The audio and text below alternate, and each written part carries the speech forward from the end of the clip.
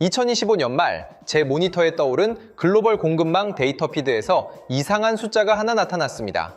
아랍에미리트와 튀르키예로부터 한국산 고성능 전력 인버터와 산업용 제어 모듈에 대한 수요가 단기적으로 급증한 것이었습니다. 공식적으로 발표된 대규모 프로젝트도 없는데 마치 전략 비축을 하듯 조용하고 신속하게 이루어지는 움직임이었습니다. 시장의 일반적인 변동성이라고 보기에는 그 패턴이 너무나 인위적이었습니다. 저는 서울미래전략연구원에서 글로벌 공급망의 흐름을 분석해온 이정훈입니다. 솔직히 말해 저는 오랫동안 미국이 주도하는 기존의 국제 질서가 쉽게 흔들리지 않을 것이라고 믿어왔습니다. 그 시스템은 느리고 관료적일 때도 있었지만 예측 가능성이라는 거대한 장점을 가지고 있었기 때문입니다.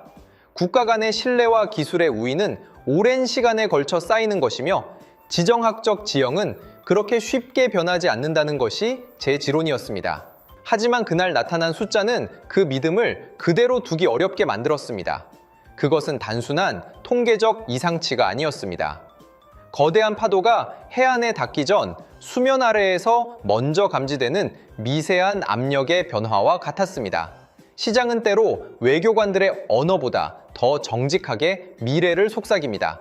그리고 그날 시장은 제게 말하고 있었습니다. 우리가 모르는 어딘가에서 기존의 신뢰 구조에 균열이 생기고 있다고. 당시에는 그 누구도 이 작은 데이터 포인트가 몇 달 전 테헤란에서 시작된 거대한 드라마의 첫 번째 메아리였다는 사실을 알지 못했습니다. 그 숫자는 증상이었습니다. 우리가 나중에야 알게 된 그 근본 원인은 기존의 모든 지정학적 분석들을 무력하게 만들 만큼 충격적인 것이었습니다. 저는 오랫동안 국제사회의 대규모 인프라 프로젝트들이 어떻게 진행되는지 관찰해 왔습니다. 통신망, 에너지 그리드, 정유시설 같은 국가의 신경망에 해당하는 핵심 인프라 건설은 늘 명확한 패턴을 따랐습니다. 미국의 거대 기업들은 정치적 영향력을 등에 업고 프로젝트를 수주했고, 독일 기업들은 정밀하고 견고한 엔지니어링으로 신뢰를 얻었으며 일본 기업들은 타의 추종을 불허하는 신뢰성과 장인 정신으로 오랜 파트너십을 구축했습니다.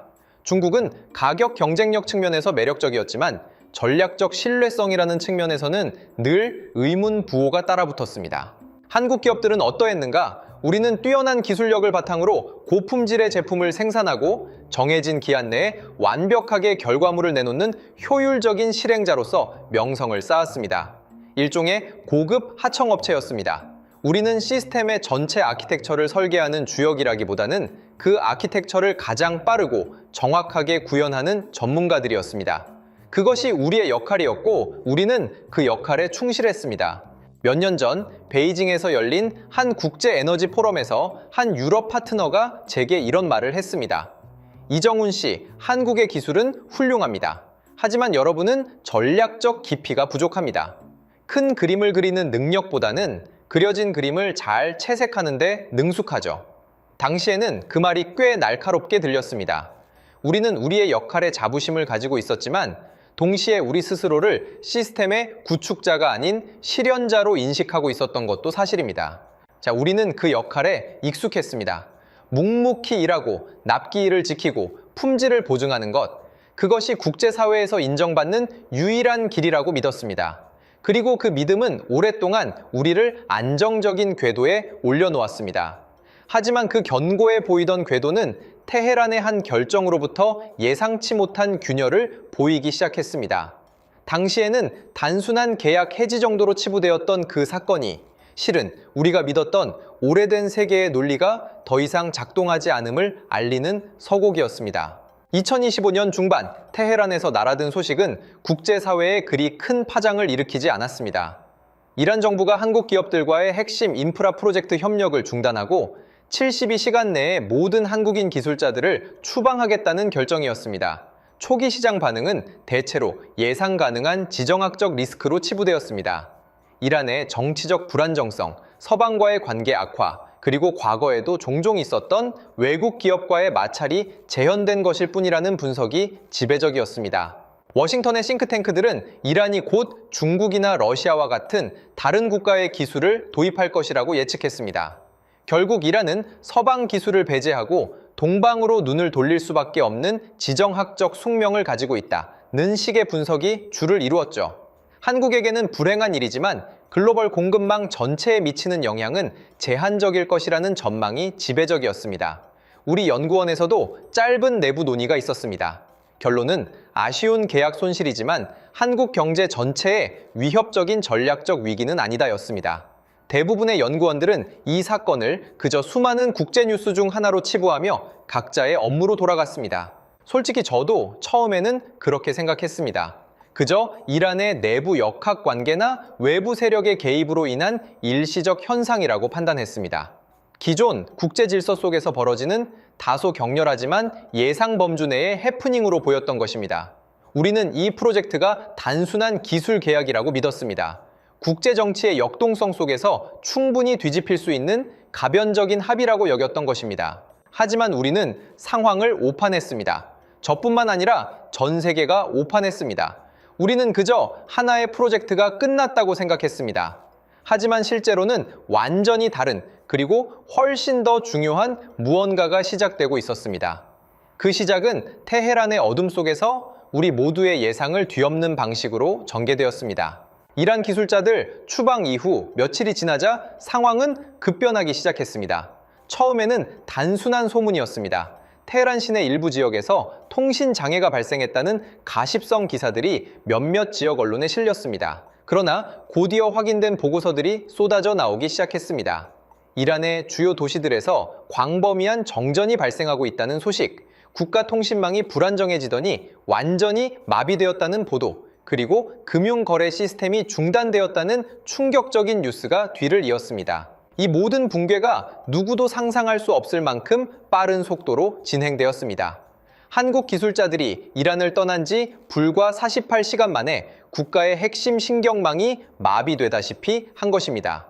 단순히 전기가 나간 것이 아니라 현대 사회를 지탱하는 모든 인프라가 연쇄적으로 기능 부전을 일으키는 전형적인 도미노 효과였습니다. 당시 국제정보기관들 사이에서는 위성 사진 하나가 빠르게 공유되었습니다. 긴장감 조성 샵 1. 밤이 깊어진 이란의 대부분 지역이 어둠 속에 잠겨있는 위성 사진이었습니다. 마치 거대한 생명체의 심장이 멈춘 것처럼 보였습니다. 이는 단순한 전력망 문제가 아니었습니다. 국가 전체의 중추 신경계가 단절된 것과 같았습니다. 이 보고서들을 접하면서 저는 물론 저희 연구원의 모든 분석가들이 극도의 긴장감에 휩싸였습니다. 이제 더 이상 왜 한국 기술자들이 추방되었는가가 중요한 질문이 아니었습니다.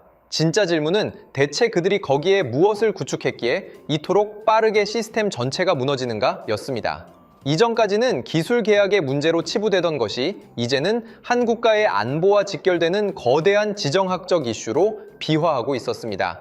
그 누구도 심지어 당시 한국 기술자들을 구축한 기업 내부에서도 이렇게 빠른 붕괴를 예상하지 못했을 것입니다. 사태의 심각성은 제가 입수하게 된 한 보고서에서 확연히 드러났습니다. 한 글로벌 에너지 시장 추적 기관으로부터 받은 내부 보고서였습니다.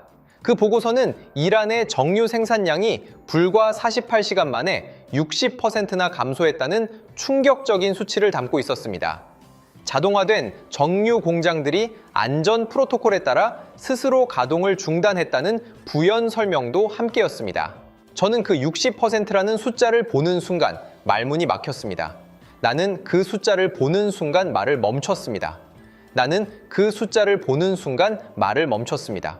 세계 굴지의 산유국 중 하나인 이란이 단순한 계약 분쟁 때문에 국가 핵심 산업인 정유 생산량의 절반 이상을 잃을 수는 없는 노릇이었습니다. 이는 그들이 한국산 기술에 의존하는 정도가 우리가 상상했던 것 이상임을 의미했습니다. 문제가 단순한 기술 공급에 그치지 않고 국가의 생명성과 직결되는 핵심 시스템의 작동 논리 자체에 한국의 기술이 깊숙이 박혀 있었다는 증거였습니다. 그것은 단순한 기술적 결함이 아니었습니다. 만약 공장들이 공격을 받아 파괴되었다면 이해가 되었을 겁니다. 하지만 보고서는 안전 프로토콜에 따른 자율적 가동 중단이라고 명시하고 있었습니다. 이는 한국이 구축한 시스템이 외부의 위협이나 무단 개입을 감지했을 때 스스로를 보호하기 위해 작동을 멈추도록 설계되었다는 강력한 암시였습니다. 그 숫자는 모든 피상적인 분석들을 산산조각냈습니다. 그 숫자는 우리가 불편한 진실과 마주할 수밖에 없도록 만들었습니다. 우리는 심지어 우리의 기업들이 구축한 시스템의 본질조차 완전히 이해하지 못하고 있었던 것입니다. 우리는 그저 최고의 기술을 공급했다고 생각했지만 실제로는 그 이상의 무언가를 제공했고 그것이 지금 예상치 못한 방식으로 현실에 드러나고 있었습니다. 상황이 급박해지자 저희 연구원에서는 긴급 회의가 소집되었습니다. 회의실에는 온갖 가설들이 난무했습니다. 첫 번째 가설은 가장 전통적인 지정학적 시나리오였습니다. 미국이나 이스라엘의 사이버 공격이다. 한국 기술자들의 추방은 그 공격을 은폐하기 위한 연막이었다는 주장이었습니다. 오랜 기간 중동 지역을 분석해온 전문가들은 이 시나리오에 무게를 두었습니다. 두 번째는 내부 소행설이었습니다. 추방되기 직전 한국 기술자들이 시스템에 파괴 공작을 심어놓고 떠났다는 음모론에 가까운 주장이었습니다. 그리고 세 번째는 이란 기술자들의 역량 부족설이었습니다. 한국 기술자들이 구축한 복잡한 시스템을 이란 기술자들이 제대로 인수받아 운영할 수 없었던 것뿐이다 라는 다소 단순한 해석도 있었습니다. 그러나 저는 이 세 가지 가설 모두를 반박했습니다. 만약 사이버 공격이었다면 시스템이 이렇게 깔끔하게 자율적으로 종료되지 않았을 겁니다. 대부분의 사이버 공격은 파괴를 목적으로 하기에 훨씬 더 무질서하고 혼란스러운 양상을 보입니다. 또한 한국 기업이 의도적으로 파괴 공작을 심어놓는 것은 우리의 기업 문화와 윤리에 전혀 맞지 않을 뿐더러 장기적으로 우리 국가 신뢰도에 치명적인 영향을 미칠 것입니다. 이란 기술자들의 역량 부족이라고 보기엔 붕괴 속도가 너무 빨랐습니다. 시스템 전체가 알아서 멈춘 것처럼 보입니다. 제 논리는 달랐습니다. 문제의 핵심은 시스템의 아키텍처, 즉 설계 논리에 있습니다. 만약 이 시스템이 무단 개입이나 외부 조작으로부터 스스로를 보호하도록 설계되었다면 특정 조건이 충족될 경우 자율적으로 작동을 멈출 수 있습니다. 이는 공격이 아니라 오히려 시스템 자체가 스스로를 방어하려는 메커니즘이 발동된 것일 수 있습니다. 회의실 공기가 갑자기 무거워졌습니다.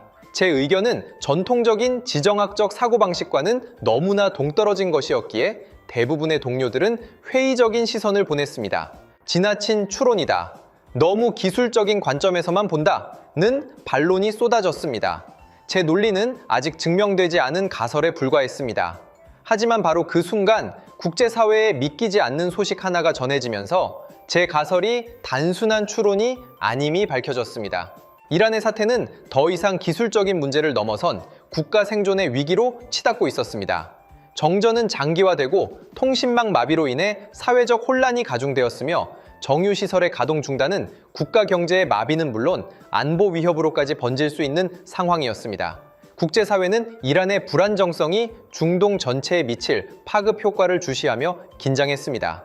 그리고 마침내 믿기지 않는 소식이 터져 나왔습니다. 처음에는 단순한 루머로 시작되었지만 곧 공식적으로 확인되었습니다. 이란 정부가 서울로 고위급 대표단을 급파했다는 것입니다. 그들의 임무는 단 하나였습니다. 한국 정부에 공식적으로 사과하고 추방했던 한국 기술자들의 즉각적인 복귀와 시스템 복구를 요청하는 것이었습니다.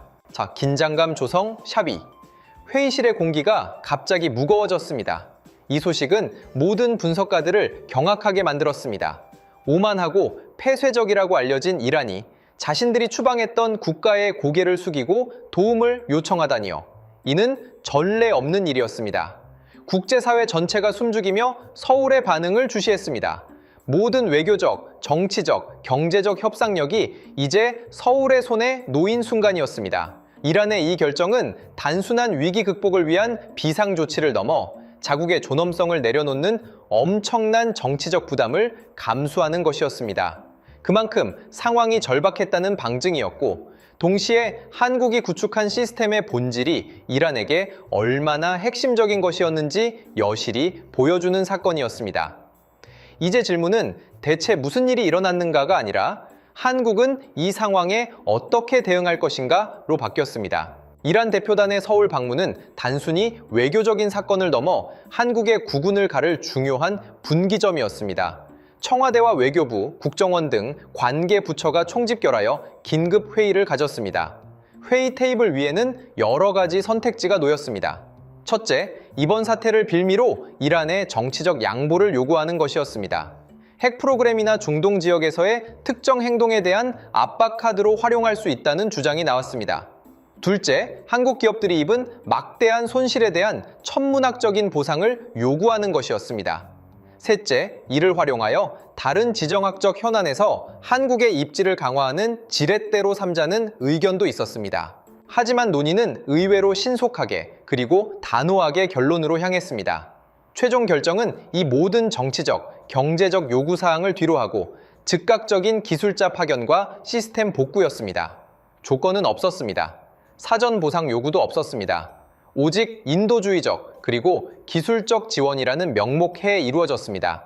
이 결정은 심지어 한국 내부에서도 논란을 불러일으켰습니다. 일부에서는 너무 관대한 처사 아니냐, 절호의 기회를 놓치는 것이라며 비판의 목소리를 높였습니다. 그러나 이 결정 뒤에는 명확한 전략적 논리가 있었습니다.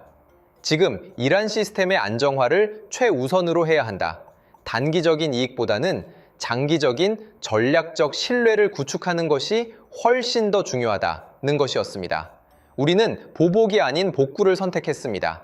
이란의 위기가 심화될수록 중동 전체의 불안정성이 커질 것이고 이는 결국 글로벌 공급망에 악영향을 미쳐 한국 경제에도 부정적인 영향을 미칠 것이라는 냉철한 판단도 작용했습니다. 그것은 일종의 도박이었습니다. 눈에 보이는 이익보다는 무형의 자산, 즉 신뢰의 모든 것을 거는 도박이었습니다. 그리고 그 도박의 결과는 우리 국가의 위상을 완전히 재정의하게 됩니다. 서울의 결정은 그야말로 정역적이었습니다. 이란 대표단이 귀국하기도 전에 이미 비상팀이 꾸려져 모든 준비를 마쳤습니다. 그리고 이란 도착 후 24시간도 차에 되지 않아 한국 기술자팀은 마비된 시스템 현장에 투입되었습니다. 테헤란 공항에 도착한 그들은 구준용 수송기에 실려 곧바로 핵심 시설로 이동했습니다. 그곳은 혼란 그 자체였습니다. 이란 기술자들은 절망적인 표정으로 상황을 지켜보고 있었고 공장들은 멈춰 섰으며 통제실의 모니터들은 암전되어 있었습니다. 그러나 한국 기술자들은 당황하는 기색 없이 차분하게 움직였습니다. 그들은 인수인계 절차나 상황 설명에 많은 시간을 할애하지 않았습니다. 마비된 시스템의 핵심 부분을 정확히 파악하고 필요한 장비와 소프트웨어를 신속하게 재설치하기 시작했습니다. 그들의 움직임은 마치 미리 시뮬레이션을 수백 번 돌려본 것처럼 정교하고 효율적이었습니다.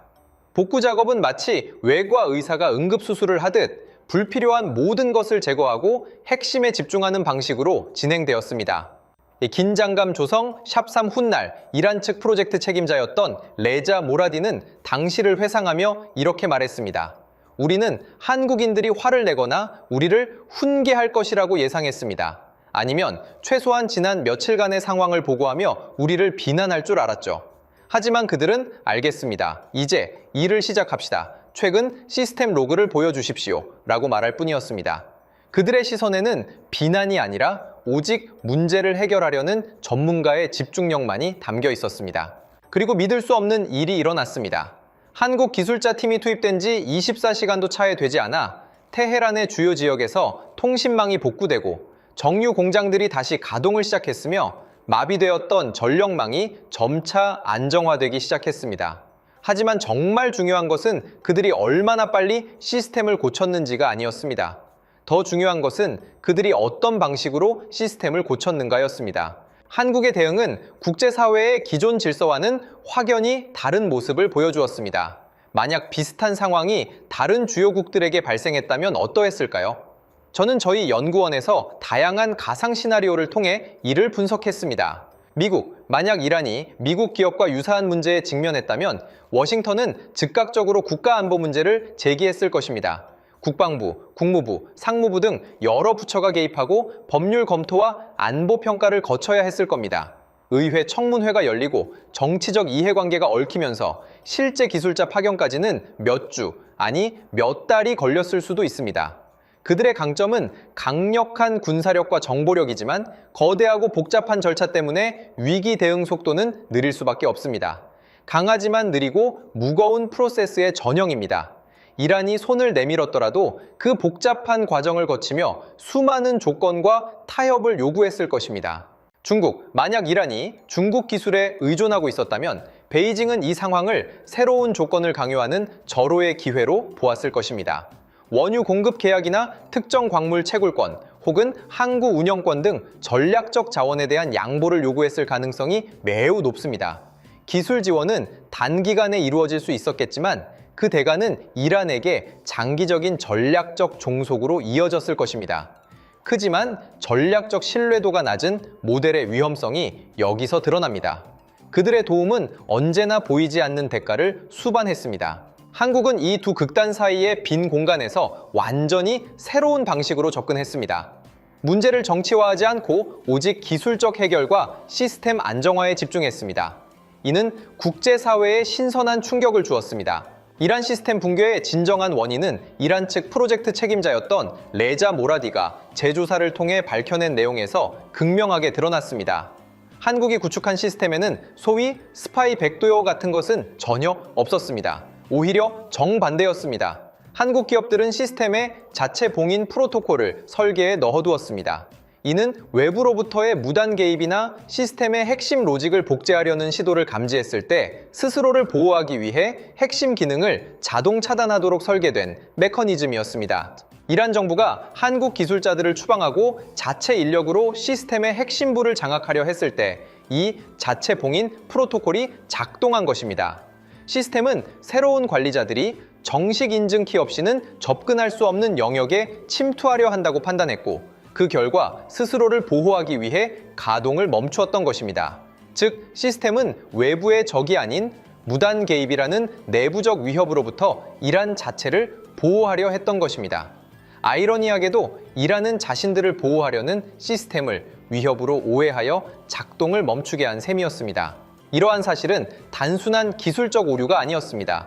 그것은 한국 기업이 제품을 넘어선 시스템 철학을 판매했음을 의미했습니다. 우리는 이란에게 단순한 기술이 아니라 신뢰를 기반으로 한 운영 생태계를 제공했던 것입니다. 이 생태계는 그 자체의 논리를 가지고 있었고 그 논리가 파괴될 위기에 처하자 스스로를 방어했던 것입니다. 이란은 단순히 하드웨어와 소프트웨어를 구매한 것이 아니라 그 안에 내재된 안전하고 신뢰할 수 있는 작동 원칙을 구매했던 것이었습니다. 이 사건은 기술 공급을 넘어선 더 깊은 의미를 지녔습니다. 우리는 이란에 단순히 제품을 판 것이 아니라 위기 시 스스로를 보호할 수 있는 신뢰의 아키텍처를 심어주었던 것입니다.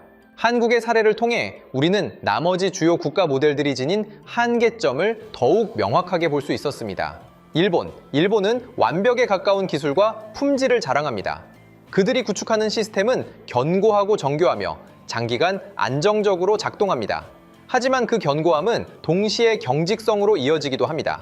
일본 기업들은 내부 의사결정 구조가 복잡하고 변화에 대한 적응 속도가 느린 경향이 있습니다.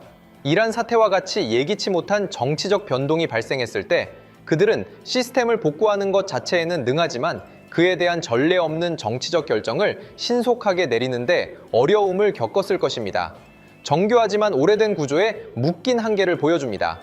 유럽, 독일, 유럽 국가들, 특히 독일은 고도로 표준화된 기술과 엄격한 규제 준수를 자랑합니다.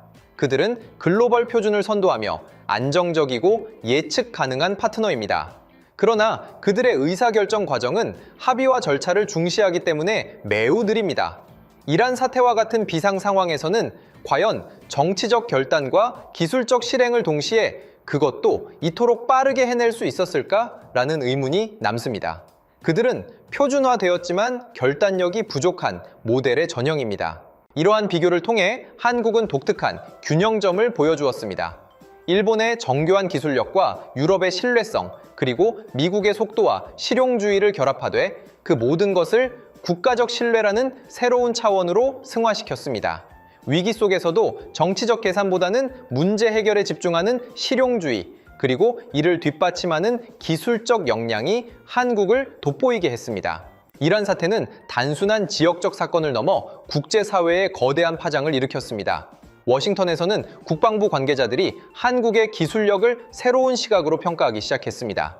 특히 사이버 보안 및 핵심 인프라 방어에 있어 한국 기업들이 구축하는 시스템의 신뢰성과 회복 탄력성에 주목했습니다. 백도어가 없는 안전성이라는 개념은 전략적 자산으로 급부상했습니다. 중동과 동남아시아의 많은 국가들, 특히 강대국에 대한 전략적 의존성을 줄이면서도 국가 현대화를 추구하는 국가들이 한국을 제3의 전략적 대안으로 인식하기 시작했습니다. 그들은 한국이 기술력을 제공하면서도 정치적 간섭을 최소화하고 위기 시 신뢰할 수 있는 파트너임을 이번 사태를 통해 확인했습니다. 서울에는 각국 정부 관계자들의 문의 전화가 쇄도했습니다. 뉴욕의 한 유력 투자은행은 이 사건을 분석하며 한국식 신뢰성이라는 새로운 용어를 만들어냈습니다. 이 용어는 단순히 한국 제품의 품질을 넘어 한국이 위기 상황에서 보여준 책임감 있는 행동과 기술적 역량을 포괄하는 개념이었습니다. 처음에는 그저 마케팅 용어라고 치부될 수도 있었습니다. 하지만 이 용어 뒤에 따라오는 실제 자본의 흐름과 국가 간 협력 제안들은 이 용어가 단순한 수식어가 아님을 증명했습니다. 한국은 더 이상 단순한 기술 공급자가 아니었습니다. 국가의 생명선을 책임질 수 있는 전략적 시스템 파트너로 급부상한 것입니다. 새로운 국제 질서가 형성될 때마다 언제나 변화에 적응하지 못하고 뒤처지는 패배자들이 발생합니다. 이란 사태에서도 예외는 아니었습니다. 첫 번째 패배자는 이란과 한국 간의 협력을 방해하기 위해 정교한 정보 조작 캠페인을 벌였던 외부 세력들과 그 배후에 있던 국가들이었습니다. 그들은 한국 기술의 신뢰성을 훼손하려 했지만 역설적으로 한국의 진정한 가치를 전 세계에 알리는 계기만 제공했을 뿐입니다. 그들의 비방은 오히려 한국 시스템의 견고함과 독창성을 증명하는 결과로 이어졌습니다. 두 번째 패배자는 프로젝트 초기 단계에서 뇌물을 받고 정보 조작에 가담했던 이란 내부의 부패한 관료들이었습니다. 레자 모라디의 철저한 재조사 결과 그들의 부정이 명백히 드러났습니다. 한때 강력한 영향력을 행사했던 그들은 국가 안보를 위협하고 경제를 마비시킨 주범으로 지목되어 엄중한 처벌을 받게 되었습니다. 그리고 세 번째이자 가장 중요한 패배자는 진정한 기술력과 신뢰성 없이 블랙박스 기술을 값싸게 판매하며 시장을 교란했던 일부 경쟁 기업들이었습니다. 그들은 핵심 기술의 작동 원리를 투명하게 공개하지 않고 문제 발생 시 적절한 지원을 제공하지 않으면서 단기적인 이익만을 추구했습니다. 이란 사태는 그러한 모델의 취약성을 여실히 보여주었습니다. 기술은 단순히 판매되는 제품이 아니라 위기 시에도 작동해야 하는 약속이라는 사실이 드러난 것입니다. 한때 가짜 신뢰를 조장했던 중간 회사는 이 사태로 인해 그 실체가 만천에 드러났고 결국 파산했습니다. 이 사건은 비즈니스 스쿨에서 전략적 조작의 위험성에 대한 생생한 사례 연구로 다루어지게 될 것입니다. 옛날의 논리에 갇혀있던 이들은 새로운 시대의 흐름을 읽지 못했고 그 대가를 혹독하게 치러야 했습니다. 시장은 외교관들이나 정치인들보다 훨씬 빠르게 움직였습니다. 이란 사태 이후 한국 관련 기업들의 주식은 일제히 급등했습니다. 특히 통신, 에너지, 자동화 제어 시스템 분야의 한국 기업들은 국제시장에서 전례 없는 주목을 받게 되었습니다. 단순히 특정 기업의 가치 상승을 넘어 더 중요한 변화가 감지되었습니다. 글로벌 금융시장에서 한국 기업들이 개발도상국에서 수행하는 대규모 인프라 프로젝트에 대한 리스크 프리미엄이 현저하게 감소하기 시작했습니다. 프로젝트 파이낸싱 비용이 줄어든다는 것은 시장이 한국 기업의 프로젝트가 성공적으로 완료될 확률을 높게 평가하고 있다는 의미입니다. 시장은 한국산 기술에 내재된 신뢰성에 명확한 가격표를 매기기 시작한 것입니다. 그리고 저는 마침내 첫 번째 모듈에서 언급했던 이상한 숫자의 의미를 완전히 이해했습니다. 아랍에미리트와 튀르키예에서 급증했던 한국산 산업용 제어, 모듈과 고성능 인버터에 대한 수요는 이란 사태를 통해 한국 기술의 핵심 가치를 인지한 국가들이 자국의 핵심 인프라를 보호하기 위한 전략적 예방 조치였던 것입니다. 그들은 공개적으로 한국 기술 도입을 발표하지는 않았지만 조용히 핵심 부품을 비축하며 미래의 위기에 대비하고 있었습니다. 시장은 항상 외교보다 앞서 나갑니다. 그리고 그 시장은 이제 새로운 현실에 베팅하고 있었습니다. 강대국들의 정치적 영향력이나 단순한 가격 경쟁력만으로는 더 이상 지속 가능한 신뢰를 얻을 수 없다는 것을 시장은 잔인하리만큼 명확하게 보여주었습니다. 이란 사태는 단순한 기술적 사고나 지정학적 마찰이 아니었습니다.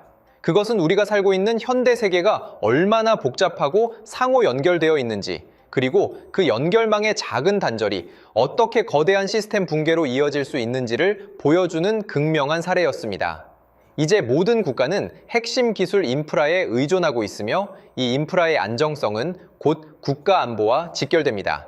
과거에는 군사력이나 경제력이 국가 위상의 척도였다면 이제는 시스템 파워가 중요해지고 있습니다. 이는 단순히 기술을 잘 만드는 것을 넘어 복잡한 시스템을 설계하고 안정적으로 운영하며 무엇보다 위기 발생 시 얼마나 빠르게 복구하고 회복 탄력성을 유지할 수 있는가를 의미합니다. 이란 사태는 이러한 시스템 파워가 부재할 때 한 국가가 얼마나 취약해질 수 있는지를 적나라하게 드러냈습니다. 세상은 더 이상 이념적 블록으로만 나뉘는 것이 아닙니다. 이제는 기술 블록과 신뢰 공급망이라는 새로운 축이 형성되고 있습니다. 어떤 기술을 누구에게서 공급받는가, 그리고 그 공급자가 위기 시 얼마나 신뢰할 수 있는 파트너인가가 국가의 생존을 결정하는 핵심 요소가 되어가고 있습니다. 이러한 거대한 흐름 속에서 한국은 독특한 위치를 차지하게 되었습니다. 우리는 강대국들처럼 군사적, 정치적 헤게모니를 추구하지 않습니다. 대신 우리는 빠르고 실용적이며 신뢰할 수 있는 시스템 파트너로서의 정체성을 구축했습니다. 이는 단순히 우리의 바람이 아니라 이란 사태와 같은 실제 위기 상황에서 우리의 역량이 입증된 결과입니다. 세계는 오랫동안 한국을 과소평가해 왔습니다. 대부분의 사람들은 한국을 K-팝이나 드라마와 같은 문화 콘텐츠 혹은 간헐적인 북한과의 안보 위기 정도로만 인식했습니다. 우리의 산업적 역량이나 전략적 가치에 대한 깊이 있는 이해는 부족했습니다. 우리는 그저 기술은 좋지만 전략적 깊이가 없는 국가로 치부되었습니다.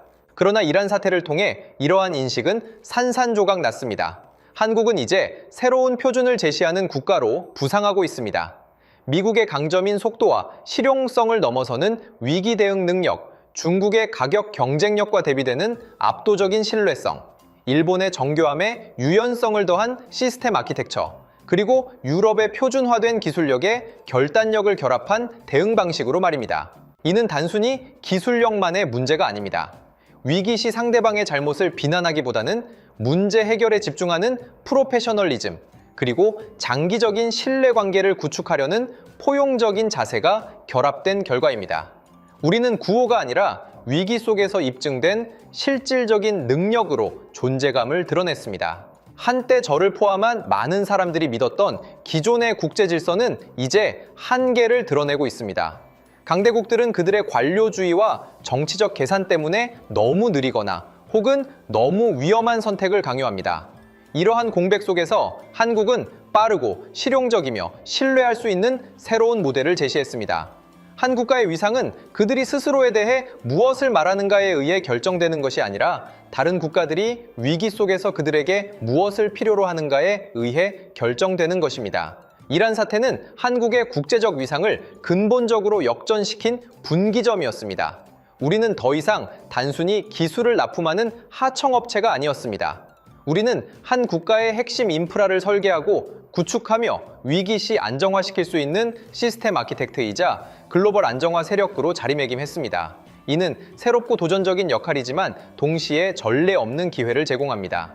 이번 사건을 통해 우리는 기술이 단순한 상품이 아니라 지정학적 자산이라는 사실을 다시 한번 확인했습니다. 그리고 이 자산을 어떻게 운용하고 어떤 철학으로 제공하는지가 한 국가의 진정한 소프트 파워를 결정한다는 것을 깨달았습니다. 한국의 힘은 더 이상 GDP 순위나 군사력 규모만으로 설명될 수 없습니다. 우리의 진정한 강점은 예측 불가능한 시대에 시스템을 안정시키고 신뢰를 구축하며 위기를 기회로 바꾸는 문제 해결 능력에 있습니다. 세계는 지금 새로운 표준을 찾고 있습니다. 강대국들의 패권 경쟁 속에서 신뢰할 수 있고 실용적인 파트너를 갈망하고 있습니다. 한국은 지난 수십 년간 묵묵히 쌓아온 기술력과 위기 관리 능력, 그리고 무엇보다 인류 보편의 가치를 존중하는 태도로 그 표준의 자리에 오르고 있습니다. 우리는 이 기회를 단순히 국익 추구를 넘어 더 안정적이고 예측 가능한 세계 질서를 구축하는 데 기여하는 발판으로 삼아야 합니다. 이러한 지정학적 변화의 파고 속에서 우리는 계속해서 우리의 위치를 탐색하고 새로운 역할을 정의해야 합니다. 저의 분석이 이 복잡한 시대를 이해하는데 작은 도움이 되었기를 바랍니다. 경청해 주셔서 감사합니다. 앞으로도 저는 이러한 새로운 흐름 속에서 한국의 역할을 더욱 깊이 있게 분석하고 여러분과 공유할 것입니다.